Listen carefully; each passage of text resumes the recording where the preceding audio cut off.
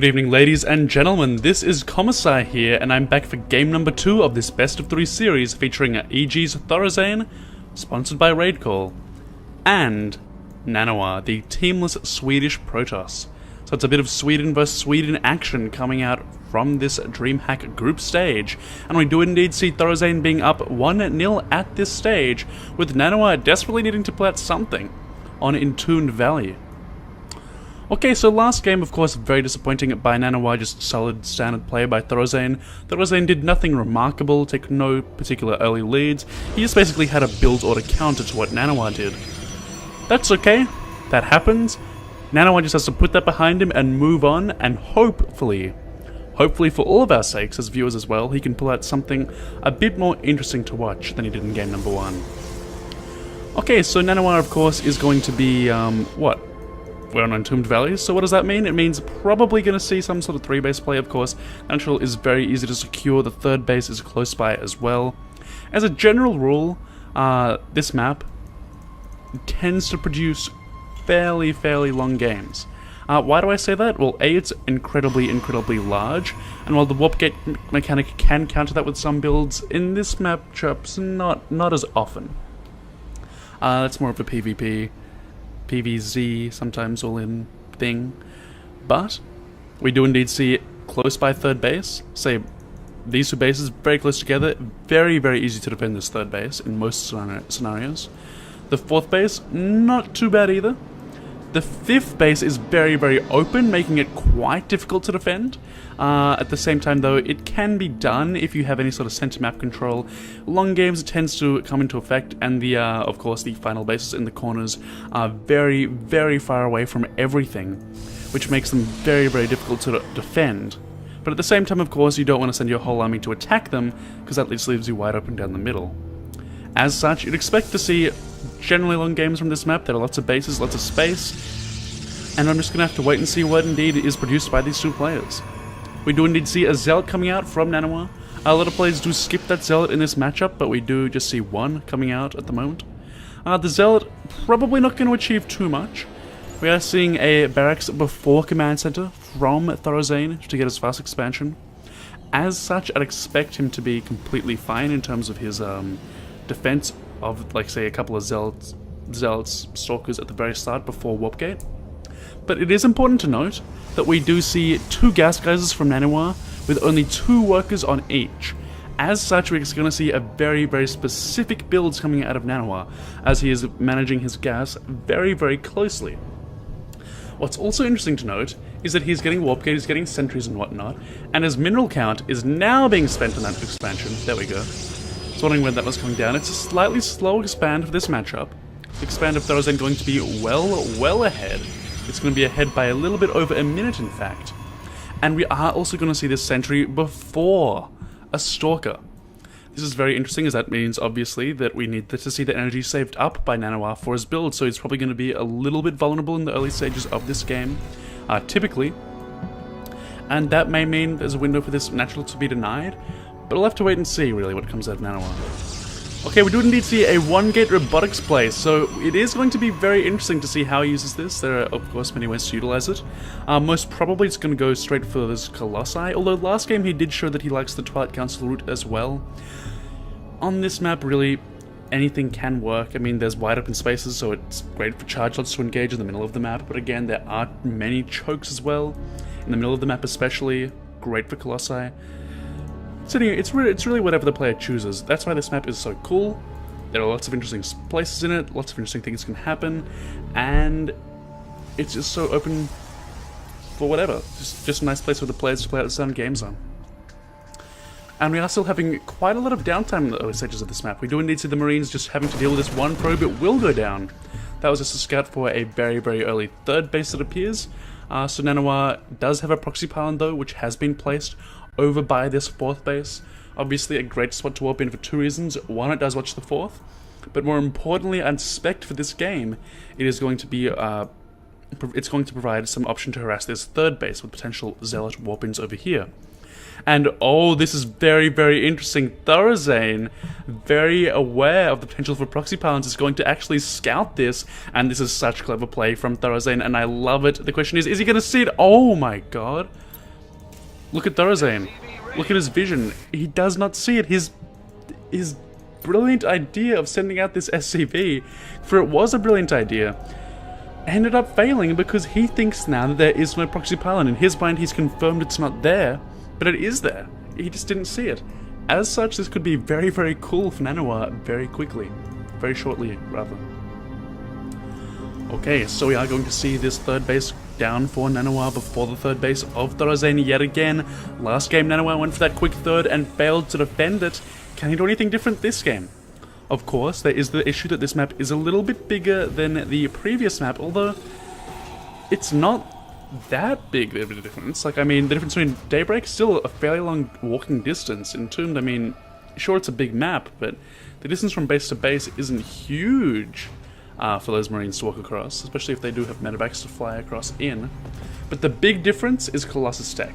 And the Colossus Tech, as I said, is the most likely route for NaNiwa to take, and he has taken it. He's also going to get his +1 fairly early on as well. And NaNiwa is going to have some Colossi up before any pushes come, it looks like, because the medevacs haven't started just yet, and the Colossi are starting before the medevacs. There will be Marine Marauder, there will be Stim yet again, so it appears that ThorZaiIN is going for just about the same timing as last game, which is almost surprising in that it generally, in best 3 series, you might, say, pull out different builds each game to sort of throw your opponent off a little bit, that sort of thing, in case there is a third game to sort of mess with them a little bit. But again, going for the same strategy could potentially work. It was very solid last game. It's not particularly high risk. I mean, if this push gets crushed, sure, that's bad for ThorZaiIN, but is it likely to be crushed? Not really. What does a Protoss player need to crush pushes? They need AoE. That one Colossus will provide it. If a second Colossus gets out, this push could be demolished by force fields and by that Colossus. But really, with the medevacs out, it's not likely to be completely annihilated without at least doing something. And with it doing something, ThorZaiIN probably won't lose the game by pushing it at this time. It's a very small commitment. It allows him to take his third, just takes pressure off of him, puts it onto his opponent, makes it third easy to secure. And meanwhile, of course, NaNiwa is fully aware of what is happening this game. He does indeed see the force moving out. The Zealot is going to delay the push even more. I love this from NaNiwa. Moving out the Zealot away from his base to just delay that for a couple more seconds. Maybe allow for another warp in of units potentially. A cannon is going down for NaNiwa, which is a bit weird in this matchup. But, you know, every little bit helps. But here we do indeed see the choke. There is so much sentry energy here. 3 full energy sentries makes a total of 12 force fields available, and it appears that rather than barreling down the front, ThorZaiIN is going to go for that 2-pronged attack route. Probably going to poke at that third with this force on the ground whilst doing a drop into the back. But oh, the observer sees the drop, and I assume that NaNiwa saw that too, and he is indeed pulling a Colossus and an Immortal to deal with that. And yep, he should be okay. Going to lose a few probes. Meanwhile, of course, over here, the main army of NaNiwa waiting at the third base. The push is not actually going to come by ThorZaiIN, as ThorZaiIN realizes that is not my opponent's full army. He is ready for my push at the third base, and as such, that was about as smooth as it gets for NaNiwa in that initial defense. Of course, ThorZaiIN took no losses himself that was significant. He lost, I believe, what, either 2 Marines or a Marauder, I'm not quite sure which one. But the losses this game have been very, very tiny for both players. Workers killed there were 3, so I mean, that probably paid for the guys that died from that medevac. But overall, a very, very good start by NaNiwa, I'd say. Just because NaNiwa expanded burst, you'd expect the Terran to maybe be slightly ahead at this stage, but he's not. It's still anyone's game though, so we'll have to wait and see what does happen as this game unfolds. Okay, so we are going to see Vikings coming out now 2 at a time by ThorZaiIN. You really want to get to that 6 to 8 Viking 6 to 8 guys in terms of Vikings in order to deal with those Colossi effectively, in order to be able to start getting them down in a couple of rounds, a couple of volleys of fire. But, meanwhile, we do indeed see the High Templar transition from NaNiwa. A very well-timed transition indeed, as basically by the time Vikings will still be coming out onto the field, as there are 6 out now.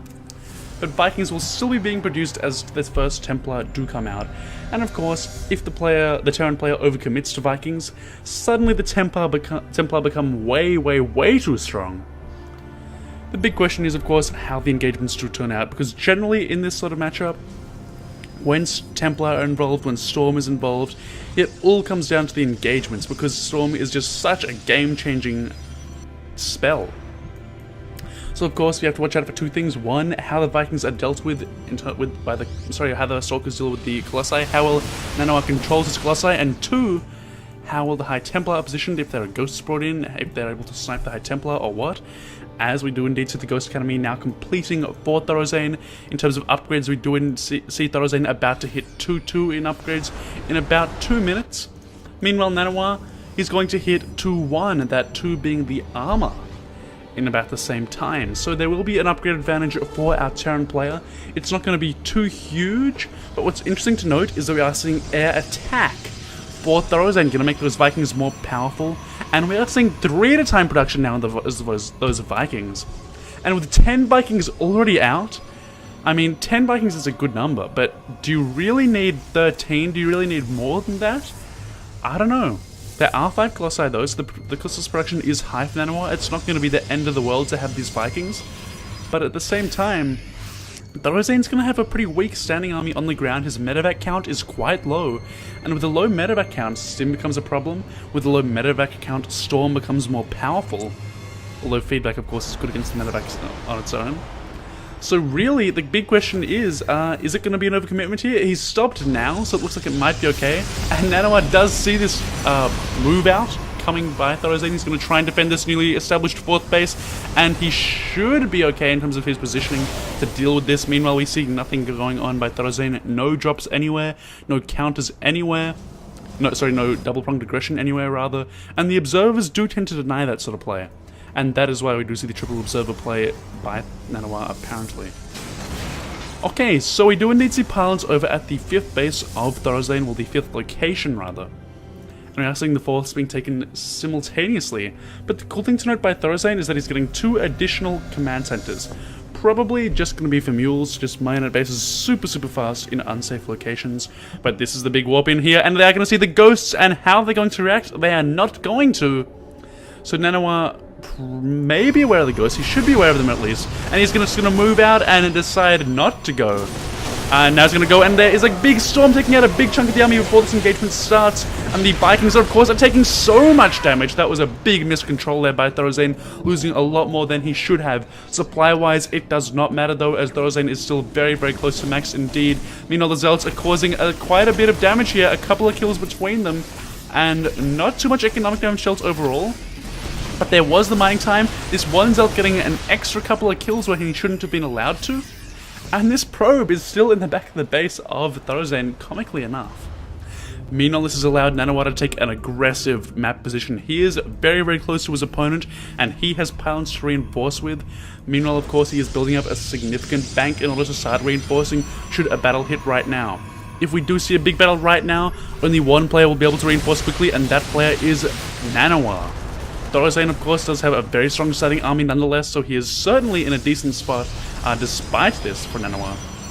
Although, I do like the position for NaNiwa at this stage. He, of course, only has 4 bases, no 5th base is on the way. Important to note, he is leaving back High Templar to deal with any sort of drop play.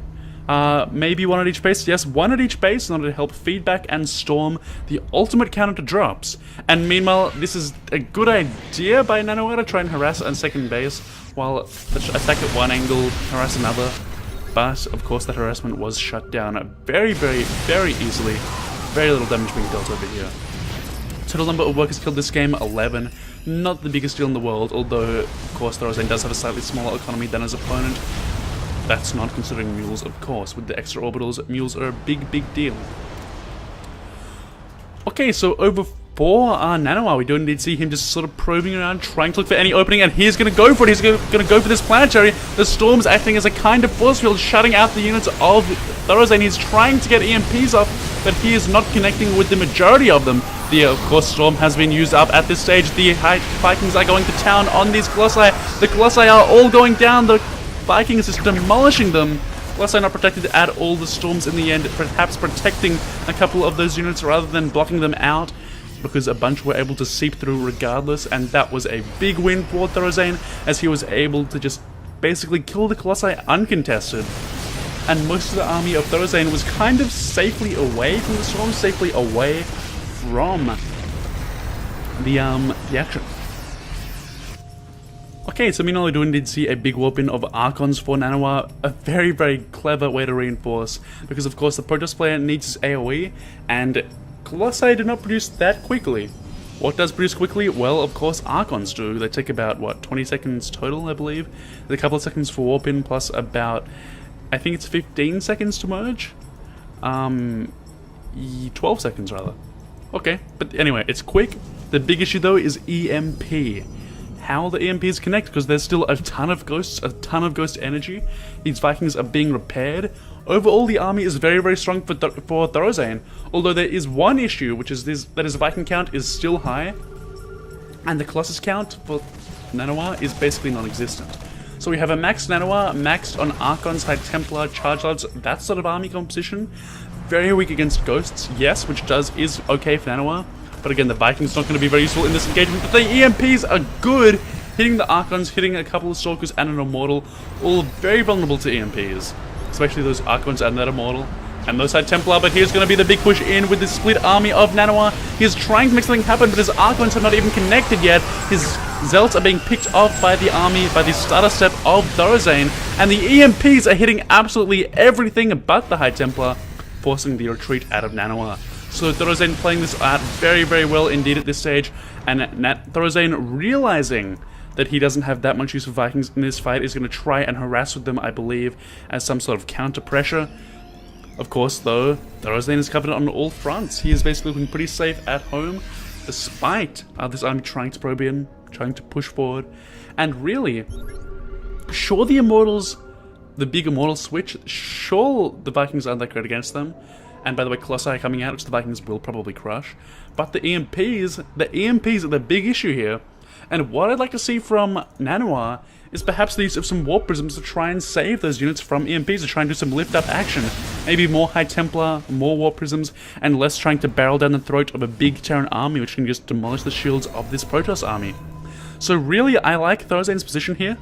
NaNiwa, though, in a very good spot of his own. He does have a big bank. He has a bigger bank than ThorZaiIN. He has 5 bases now. He's been 1 base up for quite some time. Again, though, the incomes will be pretty similar at the moment. The mineral income, of course, in the favor of ThorZaiIN. Gas income in the favor of NaNiwa, due to those extra orbitals that were added earlier. Still, weapons continue to be a threat towards ThorZaiIN's economy throughout this game. But that is only one form of harass. It's been kind of decent. I can see a couple more Zealots getting in here as well. Oh! High Templar? Was that High Templar sniping? I'm not entirely sure what was sniped just there. Meanwhile, of course, just anything that can be sniped are being sniped by ThorZaiIN. Very, very good pressure.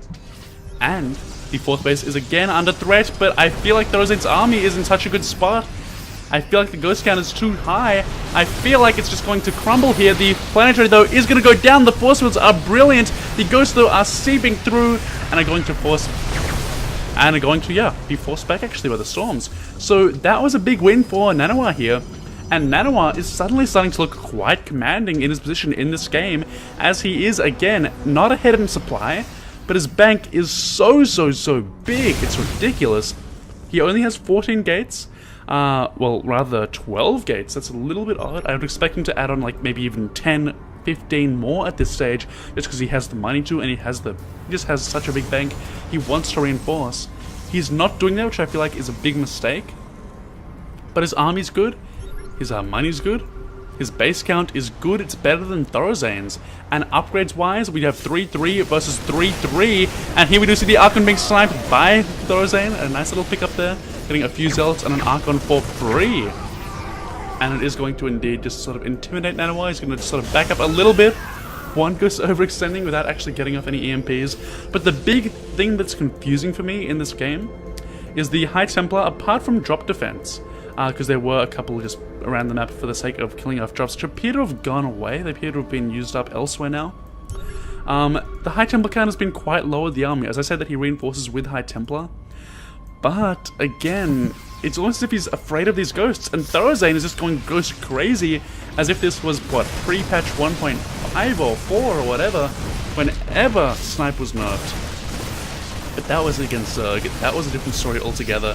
But it's been a long time since I've seen a ghost count of 22, which is what we see for ThorZaiIN this game.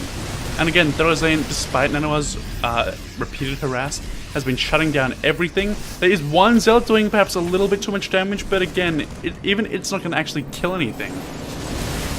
So units lost do show it being fairly favored towards ThorZaiIN, which of course he needs, being behind in these bases for so long.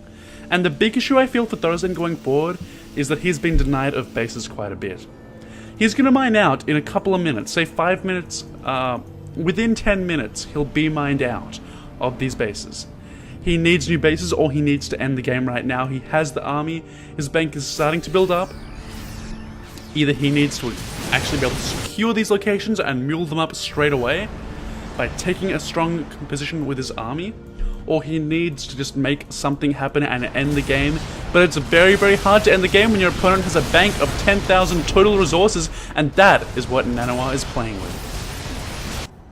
Okay, so NaNiwa is of course just going to be waiting around, just again being very, very patient this game, perhaps too patient. His warp gate count is improved. It's back to up to about, what, 20? So that's not bad at all. Of course, a warp in of 20 High Templar into 10 Archons is very, very powerful. The harassment continues over at the third base, but still, this entire game, well, a lot of workers have been killed over the entire game, and the worker count is kinda low for ThorZaiIN. But really, with so many mules, he doesn't need workers for anything but gas, and his income is still fine, provided that he has bases to mine from, due to his orbital command count. As such, the harass I feel is not a big deal. All that matters to ThorZaiIN is his army, and this harassment allows him to have more supply in army and less in economy. Whereas NaNiwa only has 130 supply in army versus the 170 supply in army of ThorZaiIN. So you can see ThorZaiIN, of course, having that big army supply lead, and that is going to favor him in this situation as both players have big banks at this stage of the game. NaNiwa trying to push the issue here, trying to make a big push, but the EMPs did everything, although the High Templars are still with their energy up. The shields though of the army are down for the most part. A couple of free marauders there for NaNiwa, not a big deal at all. Meanwhile, of course, we are seeing the reinforcements coming out for ThorZaiIN. Viking count still high, Ghost count still very high. Ghost, Marauder, Viking, Medevac, very, very powerful. Meanwhile, of course, Moistive is being killed, but like I said, ThorZaiIN doesn't even care enough to retreat them at this stage, due to his mule count. So what, these Zealots coming in, it doesn't even matter. They're being cleared out, they're not doing anything too big of a deal. And really the only thing I'd like to see from ThorZaiIN is perhaps more use of these gas geysers, which is a bit odd. Meanwhile, of course, we can see the Vikings trying to harass these Colossi, just trying to poke in. Both players being incredibly patient, but here's the big push by NaNiwa, being EMP'd instantly, but the High Templars still have energy. Where are the storms? There is one storm coming down, but look at all these units, no shields on anything except the High Templar. And that is absurd. These immortals so squishy at this stage. I feel like this isn't the time for NaNiwa to poke due to the EMPs, but he can't really change that. He's just going to go for it anyway, and he is getting a lot of damage off with his Colossi. The Vikings, though, have cleaned them all up, and now is the time for ThorZaiIN to push back in and do as much damage as he can possibly do. His Viking cap perhaps a little bit too high to deal with this ground force, but no. The army of Marauders, the Medevacs being crucial, are going to buy him a little bit more time. The big warp in from NaNiwa is going to mean that he is going to be okay. He's not going to lose the game just yet, but the supply is slightly favoring ThorZaiIN. That's going to change. Like I said, the bank was in the favor of NaNiwa, but NaNiwa is so far behind on units lost, it's quite ridiculous. It is still even though. Okay, so what I'd like to see out of ThorZaiIN, out of NaNiwa rather, right now is perhaps a big push in right now, because he can remax a little bit faster. He can get units in instantly, and I feel like if he hits at 200 straight away, that'll be a decent window for him to do some damage in. Meanwhile, of course, the space is being harassed by only a tiny group of Marines, but enough to shut it down, really. Enough to require a response. I'm going to have to wait and see if NaNiwa does indeed deal with that, or if he just moves on and tries to end the game right here. He appears to be doing that 200 supply push. He knows he can get out an army a lot faster than his opponent. He knows that 3-3-3 is kind of almost better in a way than 3-3. Fairly similar though. And we are going to see again the armies meeting up for another big engagement. Of course, ThorZaiIN's army is significantly depleted this game, as NaNiwa is going to move in. EMPs are what ThorZaiIN needs to keep himself in this fight. The Vikings, of course, being fairly useless to supply against such a low count of Colossi. Only 2 of them are in the field at the moment. So it's all going to come down to these Ghosts. Can the Ghosts be super cost efficient? Or will the High Templar get a couple of clutch storms and crush through the army of ThorZaiIN? As ThorZaiIN loses this army, he loses the game. If NaNiwa loses this army, he is completely okay. What's going for ThorZaiIN is this one base is... Oh my god, even being denied by NaNiwa. I couldn't see that on the minimap. But NaNiwa just looking very, very strong as a result of that little check. Nothing is actually going in the way of ThorZaiIN right now. So he needs a big army to kill his opponent. That is his one hope. It's a decent hope too, as this army is about as good as it gets without maybe... Yeah, it's about as good as it could get.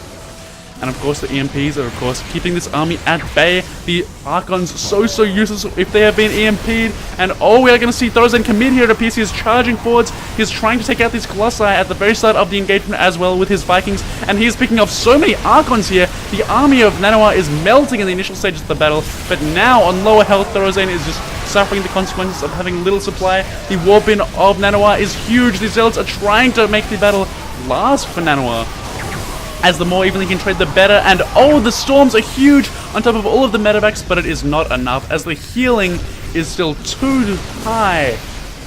And ThorZaiIN is again going to hold on for a little bit longer, but as I say, that 20 High Templar are being warped in simultaneously. The bank of NaNiwa is insane, but it is being depleted, and that is making this game very, very close indeed.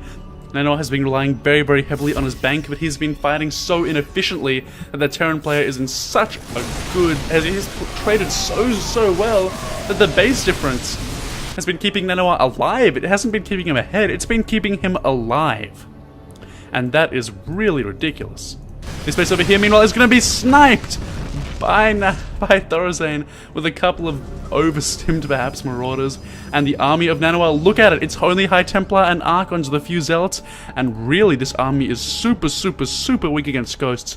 And NaNiwa is struggling so much against these Ghosts, I really feel like he either needs to just go for Colossi and just try to deal with the Vikings, try to control really well against those Vikings, or go for Warp Prisms. The Warp Prisms can be sniped by Vikings, yes, but they can potentially dodge GMPs. It requires good control from NaNiwa, and we just haven't seen anything that remarkable from him yet this game. In terms of his army control, he's played very solid in terms of his macro, but in terms of his unit control, it hasn't been super remarkable. You know, of course, space is so vital for ThorZaiIN to get a little bit more money to try and get to that point where he can remax. But again, NaNiwa has been great at denying faces. He's just trying to starve his opponent. The only problem he's had is just those battles. The battles where he's traded so inefficiently. So we'll have to wait and see what does happen as I bring up the unit tab just to give you a better idea of what the battles are going to entail. Again, that low CV count means that the armies are very even between these two players. In fact, ThorZaiIN has a superior army despite that supply count. So in a big battle, ThorZaiIN should be okay. And it's all up to NaNiwa and his bank, and he is indeed re-establishing this 5th base over here. Meanwhile, 6th base rather. Meanwhile, ThorZaiIN has been unable to get a 5th. That is the big deal. And can ThorZaiIN remax out? It appears that he won't be able to. ThorZaiIN's income is down to basically 0, and that means he's gonna have to go for it and see what he can do. This is the big army of NaNiwa, but it's pretty out of position at the moment. No Colossi in it at all. The EMPs are doing tremendous damage to this army. Meanwhile, of course, the Zealots are just powering through as best they can. The EMP is going up on absolutely every unit. These Archons could be focused so easily, but it looks like the Zealots are doing so much damage.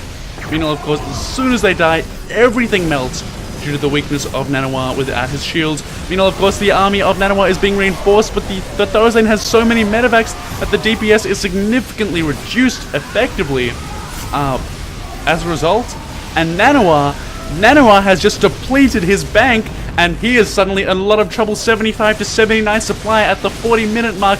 All he has left is gas, and that means only Archons, only High Templar, and those units both get EMP'd to hell. This base is going to fall no matter what NaNiwa does, and suddenly it is NaNiwa who is behind in the bank. Suddenly it is NaNiwa who is just behind overall, and NaNiwa has said something in Swedish before leaving the game. So that was quite ridiculous. ThorZaiIN playing the most patient game I have seen in a long time.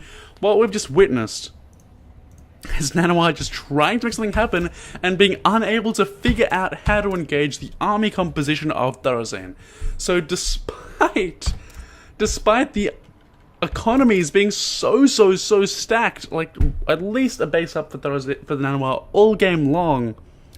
The trading was just so brilliant for ThorZaiN. It just didn't matter in the end. And despite the fact that ThorZaiN had basically mined himself out in almost everywhere, he was able to pull through in the end with just the bare minimum surviving. I mean, you can imagine that if NaNiwa had another warping left, if he had his bank still up right now, if he had 5,000 resources and was able to get in a bunch more zealots, able to get another army out, that's game over. But the fact that these guys have used so well has just been so brilliant for NaNiwa. Although I would like to bring up the point, 2,300 gas, that's what, 10, 15-ish? Yeah, 15 High Templar, I believe. 16 maybe even. The EMP energy was out. There was no more ghost energy left for ThorZaiN, and perhaps more Archons would have actually dealt with this. Something to think about. It's an interesting thought. But the big point is this base is going to die. That was going to leave NaNiwa with a 1 base economy, which is basically mined out. So despite the player with more bases was actually mining out of the bases that ThorZaiN never secured. And just overall, well played by ThorZaiN. So I hope you enjoyed the series. Please do subscribe. Please do tell me what to do better. I know I'm rusty with the casting. That's because I haven't been casting lately. So please give me some feedback. And I'll see you guys all on another day.